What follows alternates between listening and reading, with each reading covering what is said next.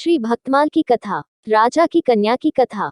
बहुत पहले की बात है। एक महात्मा एक दिन एक राजा के यहाँ पधारे। दैवयोग से उन्हें वहाँ कई दिन रहना पड़ गया। महात्मा जी के पास कुछ शालिग्राम की मूर्तियां थी। राजा की एक अबोध बालिका प्रतिदिन महात्मा जी के समीप बैठकर उनकी पूजा देखा करती थी। एक दिन कन्या ने महात्मा जी से पूछा, बाबा जी आप किसकी पूजा करते हैं?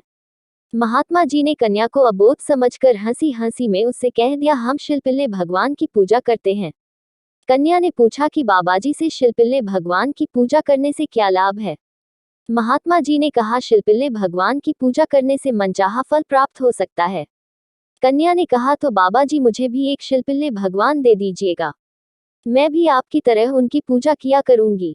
महात्मा जी ने उसका सच्चा अनुराग देखकर उसे एक शालिग्राम की मूर्ति दे दी और पूजन का विधान भी बतला दिया। महात्मा जी तो विदा हो गई। कन्या परम विश्वास तथा सच्ची लगन से विश्वास के साथ अपने शिल्पिल्ले भगवान की पूजा करने लगी। वह बोध बालिका अपने इष्ट देव के अनुराग रंग में ऐसी रंग गई कि उनका क्षण भर का वियोग भी उससे असह्य होने लगा। वह कुछ भी खाती पीती अपने इष्ट देव को भोग लगाए बिना नहीं खाती पीती। वयस्क हो जाने पर कन्या का विवाह हुआ। दुर्भाग्य से उस बेचारी को ऐसे पतिदेव मिले थे जो प्रकृत्या हरिविमुख थे।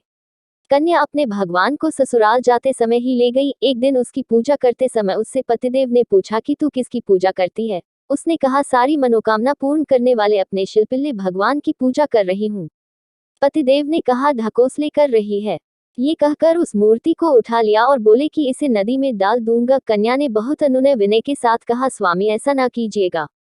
किंतु स्वामी तो स्वभावतः दुष्ट ठहरे, भला वे कब मानने लगे। वह बेचारी साथ ही साथ रोती चली गई। किंतु उन हरि विमुख पतिदेव ने सचमुच उस मूर्ति को नदी में फेंक दिया। कन्या उसी समय अपने शिल्पिल्ले भगवान के विरह में दीवानी हो गई। उसे अपने इष्ट देव के बिना सारा संसार सूना लगने लगा। उसका खाना पीना सोना सब भूल गया। लज्जा छोड़कर निरंतर रटने लगी, मेरे शिल्पिल्ले भगवान मुझे छोड़कर कहाँ चले गए?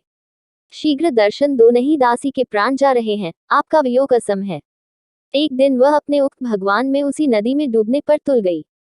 लोगों ने उसे बहुत समझाया किंतु उसने एक ना सुनी। वह पागल सी बनी नदी किनारे पहुंच गई। उसने बड़े ऊंचे स्वर से पुकारा, प्राण प्यारे शिल्पिल्ले भगवान जल्दी बाहर आकर दर्शन दो, नहीं तो दासी का प्राणांत होने जा रहा है। इस करुण पुकार के साथ ही एक अद्भुत शब्द हुआ कि मैं आ रहा हूँ। फिर उस कन्या के समक्ष वह शालिग्राम की मूर्ति उपस्थित हो गई। जब वह मूर्ति को उठाकर हृदय से लगाने लगी तब वह मूर्ति के अंदर से चतुर्भुज रूप में भगवान प्रकट हो गए, जिनके दिव्य तेज से अन्य दर्शकों की आंखें झप गई। इतने में एक प्रक दिव्य विमान आया।